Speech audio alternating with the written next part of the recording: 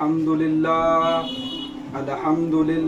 نحمدہ ونصلی علی رسولہ الکریم اما بعد فاعوذ باللہ من الشیطان الرجیم بسم اللہ الرحمن الرحیم۔ اللہ تعالیٰ سے دعا ہے اللہ تعالیٰ صحیح طریقے سے بات کہنے کی، سننے کی، سمجھنے کی، پھر اس پہ ہم سب کو عمل کی توفیق عطا فرمائے۔ آج کل کسی کو دیکھو تو ہر کوئی بات کرتا ہے، لیکن ہر بات میں کچھ نہ کچھ وہ گالی دیتا ہے۔ میں نے دیکھا ہے لوگ بات کم کریں گے لیکن اس میں گالیاں زیادہ ہوں گی۔ میرے بھائی، اسلام ہم لوگوں کو گالی دینے سے منع کرتا ہے، اور بہت سے لوگ یہ سوچتے ہیں کہ گالی دینے کی عادت بچوں کے اندر کیسے پڑ جاتی ہے، وہ کیوں گالی دیتے ہیں، بچے کہاں سے گالی سیکھتے ہیں، اور گالی سے روکنے کا طریقہ کیا ہے، میں آج آپ کو بتاؤں گا۔ بچے گالی دینا کیسے سیکھتے ہیں؟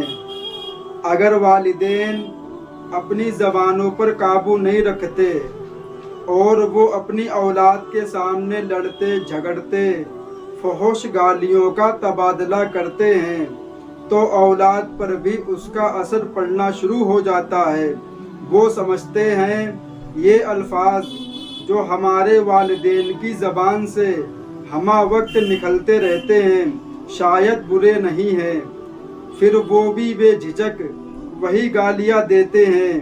جب بچے چھوٹے ہوتے ہیں ان کی معصوم زبان سے گالیاں سن کر والدین بہت ہی خوش ہوتے ہیں، لیکن یہی بچے جب بڑے ہو کر اپنے والدین کو گالی بکنا شروع کرتے ہیں تب والدین کو احساس ہوتا ہے کہ ان کی غلط تربیت نے اپنا رنگ دکھا دیا ہے۔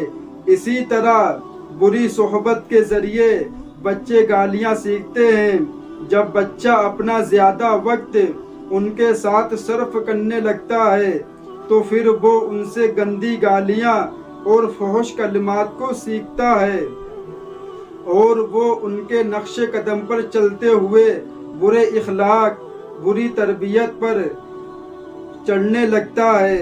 والدین کے لیے ضروری ہے کہ بچپن ہی سے اپنی اولاد کے دلوں میں گالی گلوچ سے نفرت پیدا کریں اور انہیں نبی پاک صلی اللہ علیہ وسلم کا وہ فرمان یاد کرائیں جو اس پر برائی کی تنبیہ میں ہے۔ جب آپ کا بچہ کسی کو گالیاں دے تو اس سے کہہ دینا کہ میں آپ سے ناراض نہیں، میں آپ سے ناراض ہوں،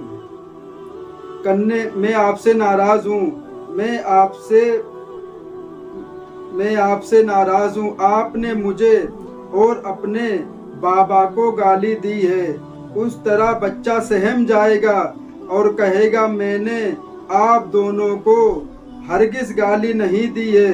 اس وقت آپ رسول اللہ صلی اللہ علیہ وسلم کی حدیث بچے کو سنائیں کہ جس نے کسی کی ماں باپ کو گالیاں دی اس نے گویا اپنے ماں باپ کو گالی دی۔ میرے بھائی، بچے چھوٹے ہوتے ہیں اور ماں باپ گھر میں لڑائی جھگڑا کرتے ہیں اور فحش گالیاں بکتے ہیں تو بچہ یہ دیکھتا ہے کہ میرے والدین ہمہ وقت یہ گالی دیتے رہتے ہیں اور گھر پہ اب باپ کے سامنے کون بولے گا، تو بچہ سوچتا ہے شاید یہ الفاظ جو میرے والدین، میرے ابو جو کہتے ہیں شاید یہ برے نہیں ہیں، تو بچہ بھی وہی الفاظ اپنے اندر نوٹ کر لیتا ہے۔ پھر وہ جب کسی کو گالی بکتا ہے، چھوٹا سا ہوتا ہے، تو ماں باپ خوش ہوتے ہیں۔ یہ بات کوئی جھٹلا نہیں سکتا دنیا کے اندر۔ جب وہ کچھ گالی بکے گا، ہم آپ کو کیا گالی سنائیں یہاں بیٹھ کے، جب وہ کچھ اپنے منہ سے بولے گا تو ماں باپ خوش ہوتے ہیں، اس پہ حقیقت ہے یہ، خوش ہوتے ہیں کہ دیکھو میرا بچہ گالی بک رہا ہے۔ لیکن جب وہی بچہ بڑا ہوتا ہے، جوان ہوتا ہے، طاقتور بنتا ہے، اب باپ بڑھاپے کی عمر میں پہنچ جاتے ہیں، جب باپ اس سے کچھ بولتا ہے تب وہ اپنے باپ کو بھی گالی بکتا ہے۔ تب والدین سوچتے کہ کاش ہم نے اپنے بچے کو پہلے ہی سے سمجھایا ہوتا، اس کو دین اسلام کے بارے میں بتایا ہوتا تو آج میرا بچہ ہم کو گالی نہیں بکتا۔ میرے بھائی، اپنے بچوں کو بری تربیت سے بچاؤ اور ان کی حفاظت کرو، اس لیے کہ اسلام ایک صاف ستھرا مذہب ہے۔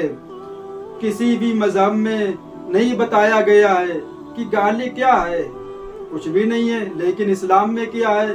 اگر کوئی انسان مذاق میں یا کیسے بھی اپنی زبان سے ایک گالی بھی نکالے گا تو قبر کے اندر ایک بچھو پیدا کیا جاتا ہے۔ جب وہ قبر کے اندر جائے گا مرنے کے بعد تو وہی بچھو اس کو کاٹے گا۔ میرے بھائی، گالی مت بکا کرو، بہت خطرناک یہ چیز ہے۔ کچھ چیزیں چھوٹی چھوٹی ہوتی ہیں لیکن میرے بھائی ان کا بہت خطرناک اثر ہوتا ہے۔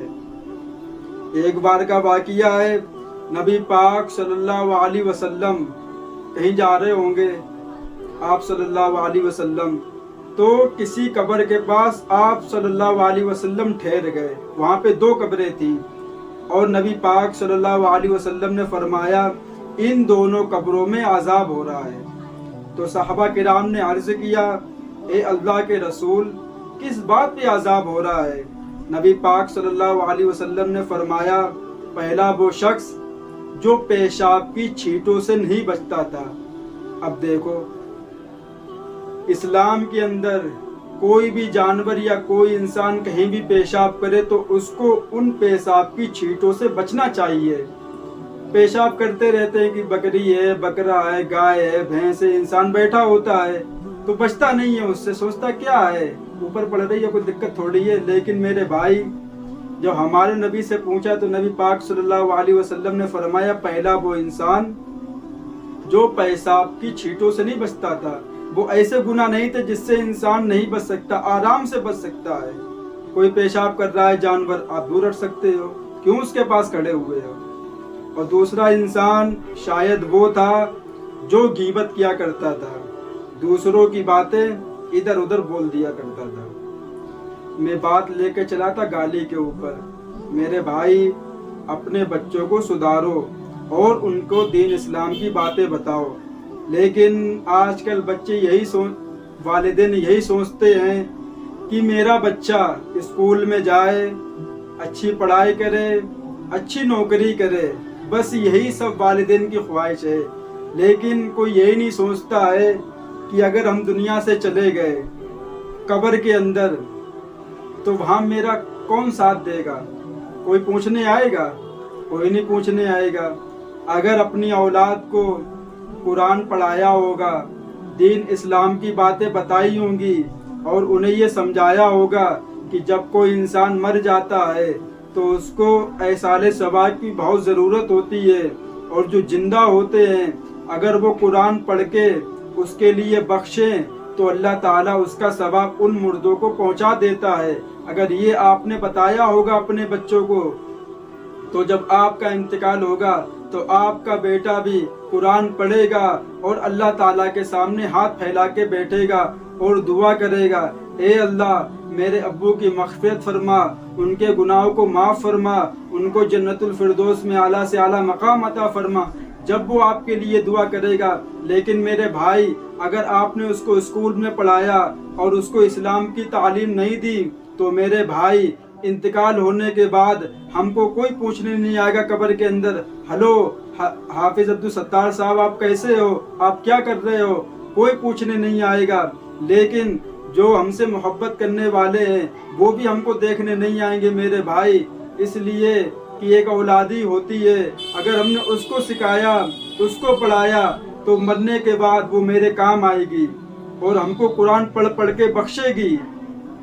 لیکن مسلمان بس یہی سوچتا ہے کہ میرا بچہ کامیاب ہو جائے۔ ہم یہ نہیں کہتے کہ بچوں کو مت پڑھاؤ، جتنا آپ پیسہ اسکول میں خرچہ کر رہے ہو، پڑھانے میں خرچہ کر رہے ہو، تھوڑا پیسہ اسلامی تعلیم کے لیے خرچہ کر دو۔ میرے بھائی، اس لیے دنیا دارالخانہ ہے، یہاں کسی کو رہنا نہیں ہے۔ ہو سکتا ہے آپ نے اپنے بچوں کو پڑھایا، پڑھتا رہا، خوب پڑھ گیا، بہت سالیں برباد ہو گئی، آپ نے کروڑوں روپیہ اس میں لگا دیا، لیکن جب کمانے کا ٹائم آیا اور اس کو یہ پتہ نہیں کہ اللہ رسول کون ہے، اس کو کچھ نہیں پتا، نہ قرآن کے بارے میں، نہ اس نے کبھی نماز پڑھی، بس پڑھتا رہا، اور جب وہ تیار ہوا کمانے کے لیے، اللہ نے اس کو اپنے پاس بلا لیا۔ اب آپ کیا سوچو گے؟ سب میرے پیسے برباد ہو گئے اور جتنا بھی ہم نے بچے کو پڑھایا سب برباد ہو گیا۔ اس کو کیا فائدہ ہوا؟ وہ بھی جب قبر میں پہنچے گا تو فرشتے پوچھیں گے تمہارا رب کون ہے؟ کہے گا ہائے افسوس ہمیں نہیں پتا۔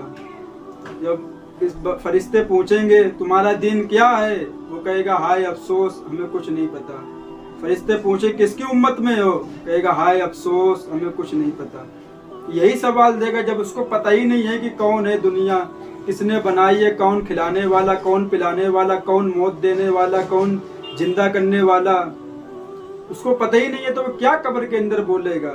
میرے بھائی، بچوں کو اسکول کی بھی تعلیم دو، یہ دنیا میں کام آئے گی، لیکن جو اسلام کی تعلیم ہے وہ میرے بھائی مرنے کے بعد کام آئے گی۔ اللہ تعالیٰ ان باتوں پہ ہم سب کو عمل کی توفیق عطا فرمائے اور اس گالی سے ہم مسلمانوں کی حفاظت فرمائے۔ وآخر الدعوانا والحمد للہ رب العالمین۔